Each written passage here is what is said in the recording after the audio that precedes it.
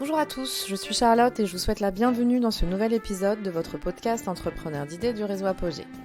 Comme chaque mois, je pars à la rencontre d'un projet remarquable et inspirant. Au Tambour, c'est une association née en 2019 et portée par des femmes engagées.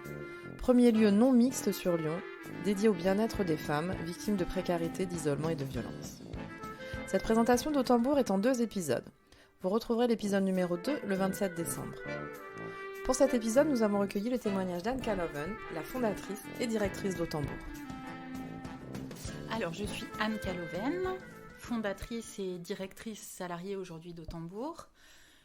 J'ai eu l'idée du projet, pas du projet vraiment, mais en tout cas l'envie de créer une structure qui vienne en aide aux personnes SDF, donc sans domicile fixe, fin 2017.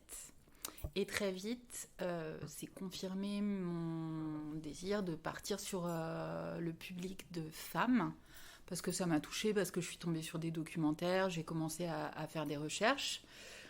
Et du coup, dès début 2018, j'ai beaucoup lu sur la question. Je me suis rendu compte qu'il y avait des vrais besoins et surtout pas trop de réponses à ces besoins-là. Donc j'ai poursuivi. J'ai été rencontrer les acteurs de l'urgence sociale, de l'action sociale sur le territoire de la métropole. Ça a confirmé le fait qu'il n'y avait pas d'espace en non-mixité pour les femmes, que tous les lieux qui les accueillaient, que ce soit les accueils de jour, les bains-douches, même les maraudes, en fait, les distributions alimentaires, c'est quand même très fréquenté par les hommes. Et les lieux physiques sont fréquentés à 90% par les hommes. Donc du coup, les femmes, il y a une vraie question. S'il y a 40% des SDF qui sont des femmes, où elles sont? Donc ça m'a questionnée, j'ai essayé de creuser. Ne venant pas de ce milieu du médico-social, j'avais l'impression de mal chercher, de pas trouver les infos, alors que en fait aujourd'hui 5 ans après, non, c'est pas que j'avais mal cherché, c'est que effectivement c'est des structures qui sont pas pensées de manière genrée. C'est-à-dire c'est pas que c'est pas pensé pour les femmes, mais c'est pas pensé pour les hommes non plus. C'est pas pensé pour les femmes, c'est pas pensé pour les familles. Et je pense que c'est hyper important de le faire, pas pour être réducteur ou réductrice, mais parce qu'on a toutes et tous des besoins spécifiques en termes matériels, mais aussi en termes d'environnement de vie, de cadre d'accueil. Donc voilà, ça m'a paru hyper important de partir là-dessus.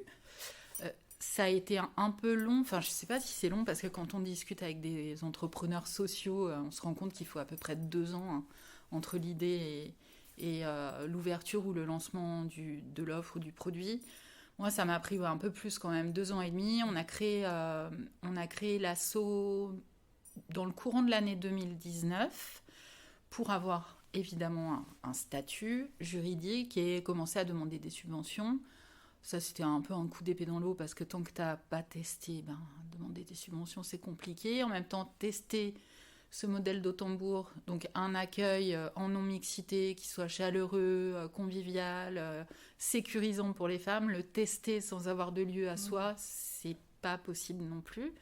Donc on était un peu dans un moment difficile où on sentait que le projet, il était quasiment écrit, enfin il était lançable, c'est pas le bon terme, mais voilà, on n'avait ni sous, ni local.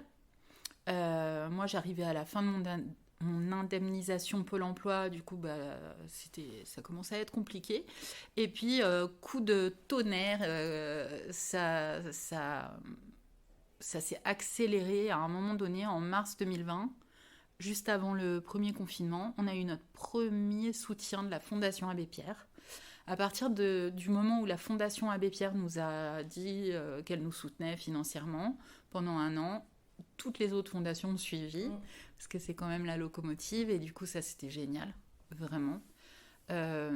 Parce que déjà en termes de légitimité, c'est top de se dire que tu as la Fondation Abbé Pierre qui croit en ton projet, et je crois que c'était 2-3 jours d'intervalle. Le Secours catholique nous a proposé ce local dans lequel on se trouve là, proposé de visiter dans un premier temps, parce que cet espace qui est 95 rue Crillon dans le 6e était sous-exploité. Le Secours catholique fait des permanences 2 fois par semaine, et même à l'époque, c'était le cas, donc les jeudis et vendredis, tout le reste du temps, le local était vide et inoccupé. Et c'est vrai, quand on connaît l'écosystème, je pense en France en général, mais sur la métropole de Lyon en particulier, c'est compliqué de trouver des locaux. Ouais. Donc heureusement que le Secours catholique nous a fait visiter. Et puis c'est vrai que le lieu, on a craqué tout de suite dessus parce que c'est très adapté à ce qu'on fait, hyper sécurisant dans un quartier qui est... Moi, j'aime pas dire que tel ou tel quartier est safe parce qu'en vrai, il peut nous arriver des bricoles partout. Mais quand même, on n'a pas de squat en face, on n'a pas de gens qui restent statiques à boire un coup. C'est un quartier résidentiel. Il y a une école à côté, une église à côté, donc hyper adapté. Ouais. Et là, tout s'est enchaîné ultra vite. C'est-à-dire que les 2 ans et demi d'études, de terrain, de rencontres avec les différents partenaires, c'était long, mais c'était le temps nécessaire. Et à partir du moment où on a eu le local, on a fait les travaux pendant le premier confinement. Donc ça a été génial parce que tous les artisans étaient dispo. La ville de Lyon était super agréable à faire en voiture parce qu'il n'y avait personne. Donc je me trimballais tout ce qui était matériel pour faire les travaux. C'était super pratique. Et le 1er juillet 2020, on a ouvert. Donc ça fait 2 ans et demi à peu près qu'on a ouvert.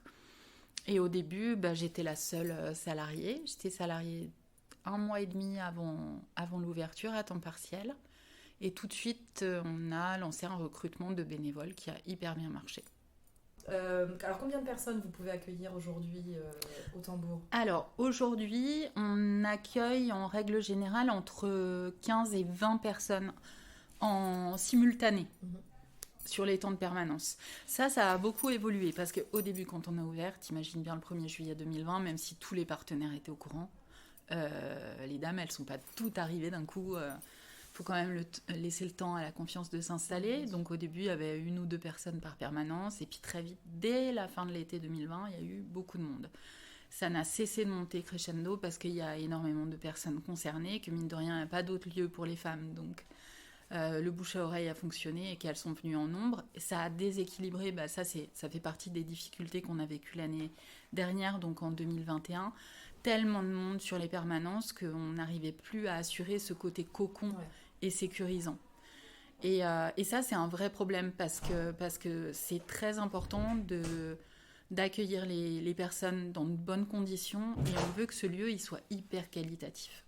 Tant dans les services qu'on propose, dans les produits qu'on distribue, dans l'accueil qu'on fait aux dames, dans les relations qu'on tisse. Et du coup, là, trop de monde sur les permes, beaucoup de bruit, des conflits. Parfois qui n'explosent pas, mais on sent mauvaise ambiance, etc. Et c'est pas ce qu'on veut parce que c'est un lieu de répit avant tout ici. Donc ça veut dire que si les dames qui viennent sont hyper énervées en repartant, on n'a servi à rien. Ouais.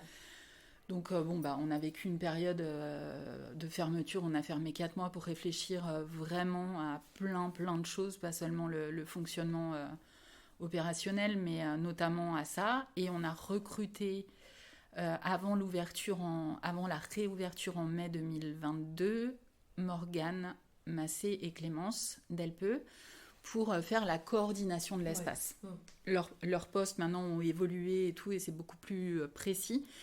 Mais à la base, on a recruté ces 2 personnes pour assurer un cadre au top, mais aussi être en capacité de mettre des règles en place et d'être un peu plus ferme qu'on ne l'avait été jusqu'à maintenant, pour le bien-être et la sécurité de nous toutes, en fait. Ouais. Parce qu'on se rend compte que le cadre, c'est important. Enfin, moi, c'est vrai que on le sait, on dit souvent, il y a besoin d'un cadre, en fait, pour s'épanouir. Et j'avais un peu cette idée fausse de me dire, oui, mais si on est dans un lieu où on se respecte toutes, où il y a de la sororité, normalement, on ne devrait pas avoir besoin de mettre de cadre. Alors ça, c'est mon côté ultra naïf, malgré mon âge. Alors j'en suis revenue, évidemment, bien sûr qu'il faut un cadre, et en fait quand il y a un cadre, même si ça ne plaît pas tout le temps, quand tu as les bons arguments, en fait les personnes elles comprennent très bien, et souvent elles nous remercient en disant mais c'est 10 fois mieux qu'avant, vous êtes peut-être un peu plus ferme, mais n'empêche qu'on se sent vraiment bien et en sécurité. Donc ça c'était nécessaire, et je voulais préciser ça parce que du coup, on s'est dit qu'on allait mettre en place une jauge aussi. C'est hyper dur ça, pour le coup, parce que c'est pas simple. Il y a des jours où il y a beaucoup de bruit, où il y a que 15 dames, et il va y avoir un bruit incroyable, parce qu'il y en a qui chantent, il y en a qui parlent fort, je sais pas, c'est un truc un peu électrique dans l'atmosphère, ça va faire du bruit, ça va être fatigant. Et puis de toi, t'as 20 personnes, et c'est ultra calme, et c'est chill. Et donc, c'est super dur de se dire, on arrête à 15. Non, en vrai, parfois, on va peut-être arrêter à 12 personnes. Parce qu'on sentira que sinon, ça risque de déraper. Donc ça, c'est Morgane, pour le coup, qui est, comme elle le dit très bien, c'est moi la jauge. C'est elle qui voit, en fait, en fonction de l'ambiance et des ressentis des personnes qui sont là. Mais en ce moment, oui, c'est entre 15 et 20, à peu près. Ok. Et par rapport à l'implication de ces femmes sur le projet, est-ce que vous les avez sollicitées pour certains aspects du projet ? Oui, complètement. Alors, pas sur tous les aspects. Ça serait mentir que de dire que c'est un projet participatif. C'était une belle idée du début, mais ça n'a pas été le cas. Parce que, déjà, moi, quand j'ai lancé ce projet, j'avais envie de créer de l'emploi. Déjà, de créer mon emploi. Et de créer de l'emploi en plus que le mien.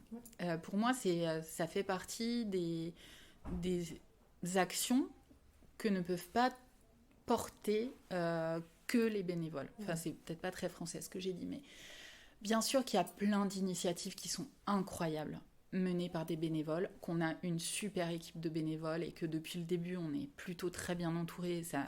On arrive assez facilement à recruter des super personnes. Mais pour assurer une continuité de service, pour moi, c'est indispensable d'avoir des salariés dans une équipe. Pour l'empowerment des femmes aussi, on est en non-mixité. Moi, je trouve ça important qu'on soit une équipe de femmes et qu'on gagne notre vie en faisant ça. Au début, ça me paraissait important que ça soit les personnes salariées qui vraiment construisent le cadre, quitte à le faire évoluer évidemment au fil du temps et surtout avec les retours des personnes qu'on accueille. Donc ce qu'on dit aux dames, c'est qu'ici elles sont chez elles, mais elles sont aussi chez nous. C'est-à-dire que ça déjà, ça met un cadre. Et effectivement, l'implication, c'est pas forcément de manière formelle. La première année et demie, ça s'est pas fait de manière formelle, avec des questionnaires ou des échanges réguliers. Mais voilà, une dame disait « Ah bah non, mais franchement, c'est moins sympa qu'avant, tel truc. » Et du coup, on essayait de rétablir, de modifier un peu, de toujours prendre en compte effectivement la parole des dames, qui nous font beaucoup, beaucoup de compliments en permanence, mais qui se permettent aussi, et encore heureux, de dire parfois non, ça, j'ai pas trouvé ça super comme atelier. Et c'est génial, on avance comme ça. Et là, maintenant qu'on est bien structuré, qu'on a une équipe qui est ultra solide, donc ça, c'est plutôt tout récent, depuis le mois de mai 2022, et il y a plus de place pour vraiment faire participer les dames. Donc, on a lancé un truc avec le soutien de la métropole de Lyon, qui est un groupe qu'on a appelé Participation des femmes. C'est un terme générique pour le coup. Et on s'est entouré de personnes expertes, puisqu'on a fait appel à Kaléidoscope. Et il y a 2 personnes de Kaléidoscope, donc Julie Closier et Simona Mattia, qui sont sociologues, qui vont en fait nous apprendre à recueillir la parole, qui vont pouvoir libérer aussi la parole des dames, qui ont tous les trucs possibles. J'en parle pas très bien, mais qui savent mettre le cadre pour que les personnes se sentent à l'aise et arrivent aussi à critiquer ce qu'on fait, parce que c'est complexe. C'est hyper complexe en fait. Se donner le droit d'avoir un avis. Et du coup, Julie et Simona viennent. Ce qui est super, c'était pas du tout envisagé au départ. Au départ, c'était assez formel. On s'était dit, elles vont venir sur une permanence un jour. Elles vont voir. Et puis ensuite, on va faire des rendez-vous ultra formels. Soit en tête-à-tête, elles, avec les dames, soit en collectif, les dames et elles. Mais que nous, on soit pas forcément là, du coup, l'équipe, pour que les dames puissent aussi dire la vraie vérité au tambour et sur l'équipe. Et finalement, Julie et Simona ont découvert ce projet un peu plus et trouvent ça génial. Et elles viennent au moins une fois par semaine pour discuter, pour créer du lien avec les femmes. Ce qui fait que les dames qui sont accueillies ici sont hyper en confiance avec elles. Donc ça, déjà, c'est le terreau idéal, c'est-à-dire qu'elles les connaissent déjà très bien. Et le mois prochain, donc ça va démarrer en novembre, il va y avoir des rendez-vous individuels ou des ateliers en petits groupes, mais du coup, toutes les dames qui viennent ici connaîtront déjà parfaitement Julie et Simona et auront aucun problème à dire vraiment leur ressenti, à exprimer même parfois des critiques s'il faut. Donc ça va être la première partie du job, c'est-à-dire le recueil de la parole. On aimerait bien faire un podcast justement autour de ça. Et l'année prochaine, on va poursuivre ce travail. On a demandé une poursuite du financement de la métropole. On verra si on l'obtient, mais en tout cas, on trouvera un moyen en tout cas de poursuivre ce travail.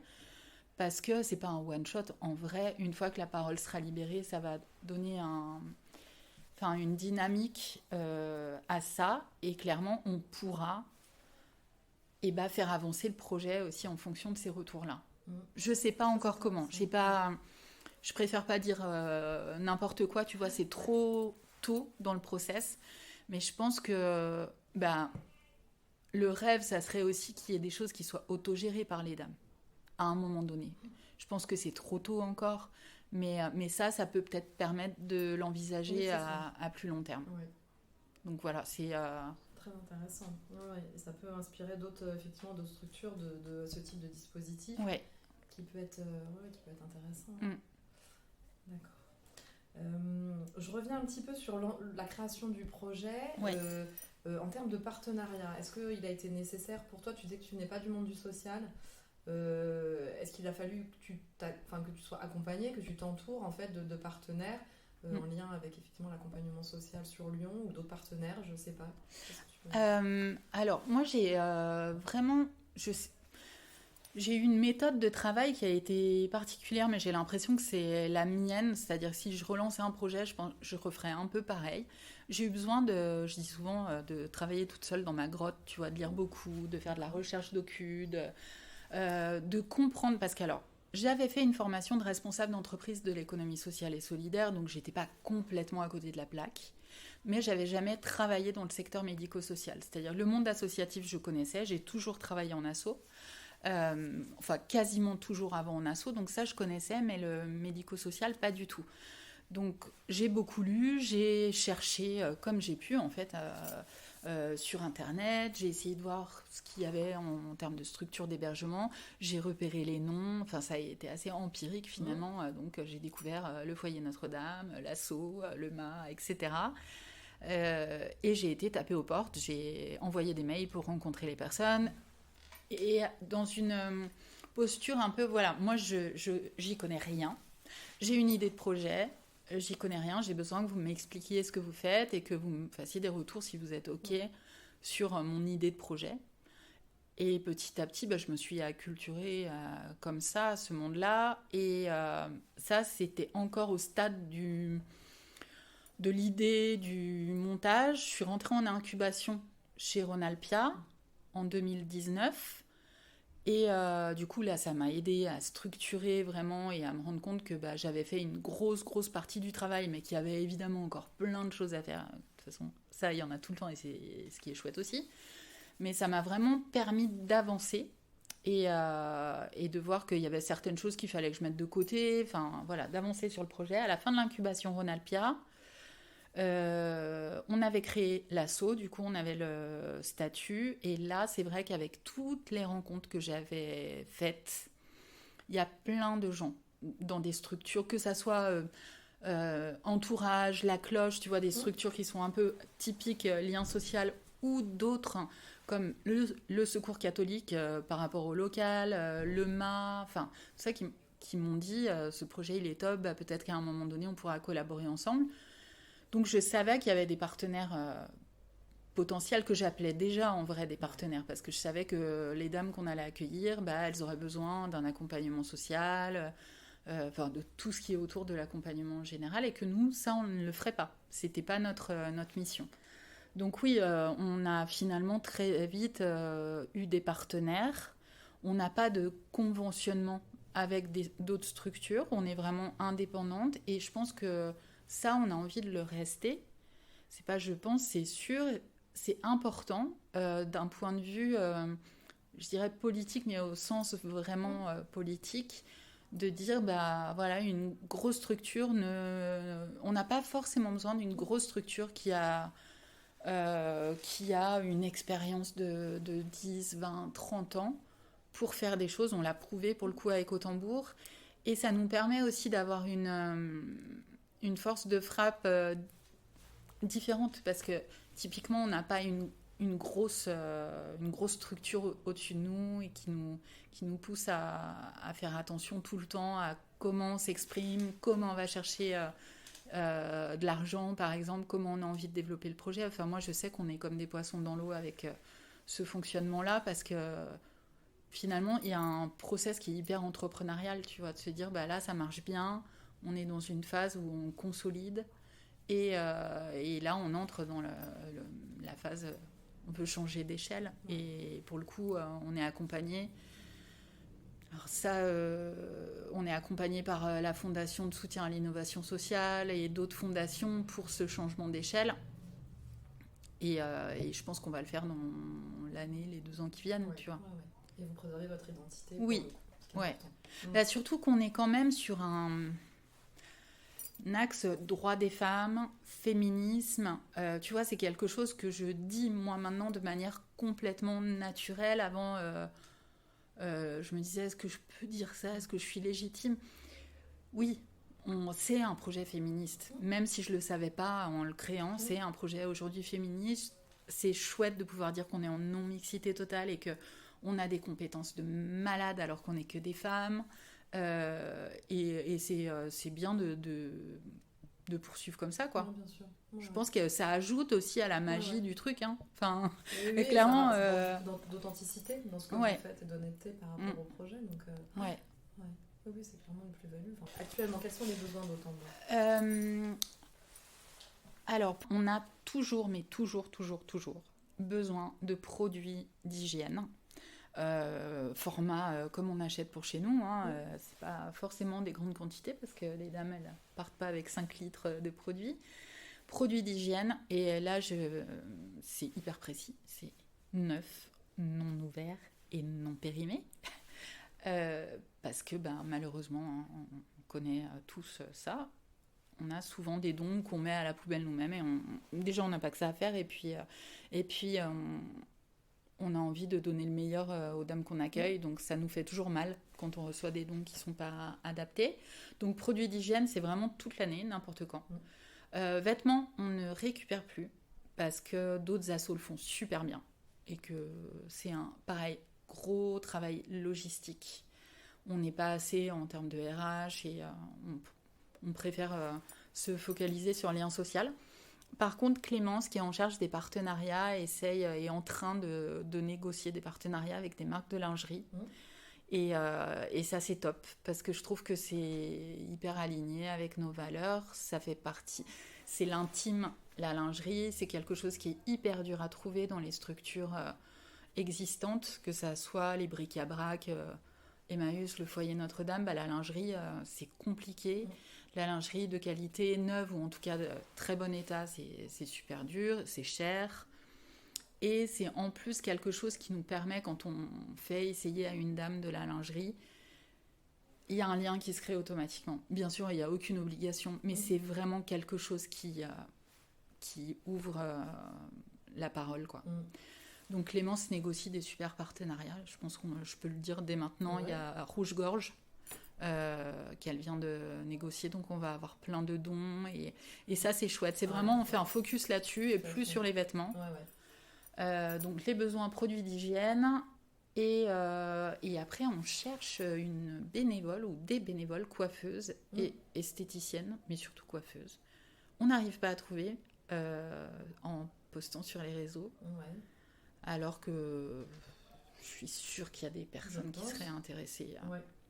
Peut-être qu'on n'a pas assez bien communiqué là-dessus, je sais pas, mais en tout cas, c'est compliqué. On avait une super bénévole coiffeuse l'année dernière, une dame accueillie qui était devenue accueillante et bénévole, mais qui a dû repartir dans son pays d'origine, et du coup, déjà elle nous manque beaucoup, mais en plus elle faisait un travail elle faisait 5 coupes par jour, enfin c'était impressionnant. Donc là, ça nous manque un peu. D'accord, ok. Et par rapport au développement de la sauce, qu'est-ce que tu peux envisager?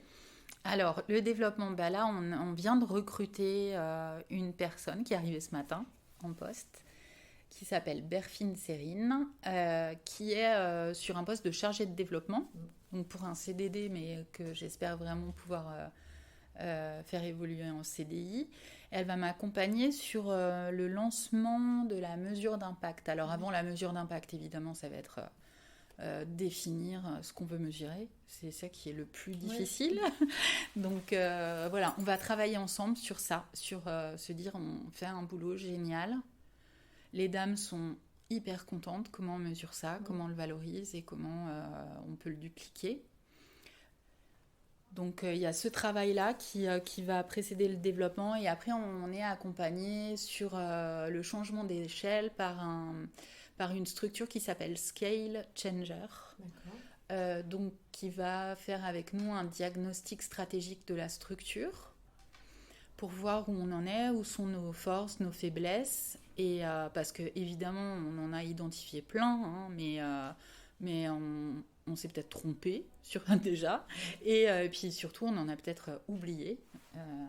Donc ça va être génial et ça va se faire courant novembre, je pense, le diagnostic, pour après dupliquer. En fait, l'idée c'est vraiment d'essaimer d'ouvrir un second lieu dans l'année qui vient à Lyon. Parce que y a des besoins, hein. Je pense même qu'en ouvrant 4 lieux, ce ne serait pas de trop, donc ouvrir un second lieu, ça me semble important, et pour nous c'est le bon moment. C'est-à-dire qu'encore une fois, je le redis, mais l'équipe elle est structurée, on sait vraiment où on va. On pense tout ce qu'on fait ici sur les temps de permanence ou les ateliers en termes de duplication, c'est-à-dire les partenariats que Clémence tisse, c'est en pensant duplication. Voilà, si vous êtes OK pour le Recrion, si on a 3 lieux, si on a 4 lieux, est-ce que ça sera OK aussi? Tout le travail qu'on fait sur le terrain, pareil, on se dit ce modèle il fonctionne là, bien sûr qu'il sera adapté en fonction des territoires et des publics accueillis, mais en vrai ça marche très bien comme ça veut dire qu'on peut le recréer ailleurs. Et c'est vrai qu'en 6 mois on a hyper avancé, quoi. Et ça c'est trop chouette, donc on cherche un deuxième lieu. D'accord. On a une piste, mais ça je peux pas en parler parce qu'on n'a pas de réponse.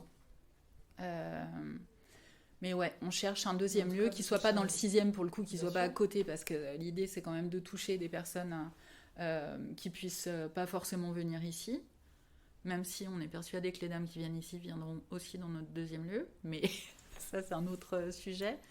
Donc voilà, si il y a des zones peut-être alors qu'on peut citer, si jamais on a identifié le 1er et le 4e arrondissement. Pour une raison, c'est qu'il y a pas mal de jeunes qui sont dans ces quartiers et qu'ici des jeunes on en touche peu. Dans le 6e. C'est une question d'implantation, je pense. Pas mal de jeunes qui squattent dans la rue, pour le coup, qui sont SDF et qui vivent dans la rue, ou en tout cas qui passent la journée et qui vont pas charrier leur sac, emmener leur chien dans le 6e. Donc le 1er et 4e, ça nous semble pertinent. C'est vrai qu'au début, moi, avant d'avoir ce local rue Crillon, j'avais identifié, tu vois, plein d'autres quartiers, le 7e, le 2e, le 1er. On nous a proposé le 6e, je me suis dit, bizarre, c'est pas du tout adapté. En fait, si, c'est hyper adapté. Donc je laisse aussi la possibilité d'être surprise. C'est ça. parce que être trop... figé, de laisser d'autres possibilités. Ouais, complètement. Pas. Super. Alors de toute façon, on mettra tous les éléments qui permettront peut-être à des futurs partenaires de vous contacter. Super. J'ai une dernière question par rapport au nom du projet, au tambour. Oui. Quelle est la signification? Au tambour, pour faire du bruit pour les femmes. D'accord. Voilà. C'est pas le tambour, parce que de machine à laver. Bon, alors vas-y, je te le dis. Je vais être hyper honnête. Je le suis beaucoup moins sur au tambour, la signification maintenant, mais avant je le disais tout le temps, donc je vais te le dire à toi. À un moment donné, quand j'ai fait l'enquête, mes recherches documentaires et l'enquête de terrain, ça revenait très souvent que sur la métropole de Lyon, sur Lyon, il y avait besoin d'une laverie sociale. Tout le temps. Moi, avec un peu un syndrome de l'imposteur, comme un peu toutes les femmes et beaucoup d'entrepreneurs, je me suis dit, avec mon projet pour les femmes, là, de lieu cocon pour les femmes, je suis peut-être à côté de la plaque et peut-être qu'il faut que j'ouvre une laverie sociale. Donc, je suis partie bille en tête sur ce projet de laverie sociale. J'ai fait une étude de marché, j'ai été rencontrer des laveries à Lille. Enfin bon, j'ai vraiment fait un taf pour créer une laverie sociale. Et en fait, j'étais de moins en moins heureuse. Je me réveillais le matin, j'avais pas les yeux qui brillent. Quand tu es entrepreneur, il faut tenir sur la durée.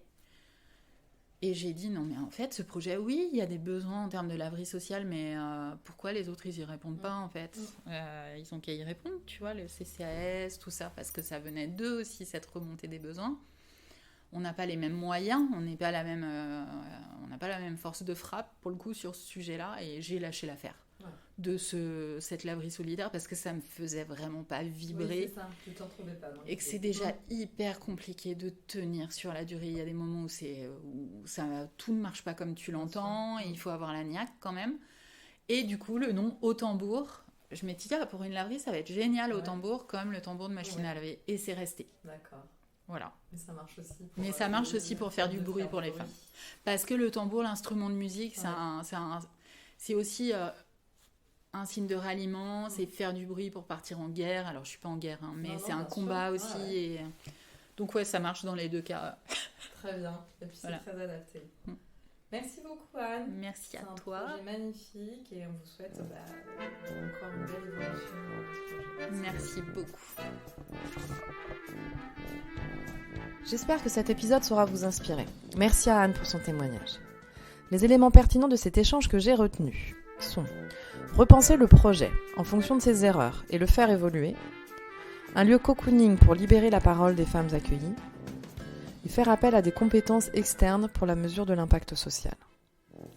Cette présentation d'Au Tambour est en 2 épisodes. L'épisode numéro 2 sera diffusé le 27 décembre. Vous retrouvez tous les épisodes sur vos plateformes habituelles. N'hésitez pas à vous abonner. Vous pouvez me contacter par mail pour échanger sur votre projet à charlotte.nivelet, @apogée-6ess.org. À très bientôt et un joyeux Noël.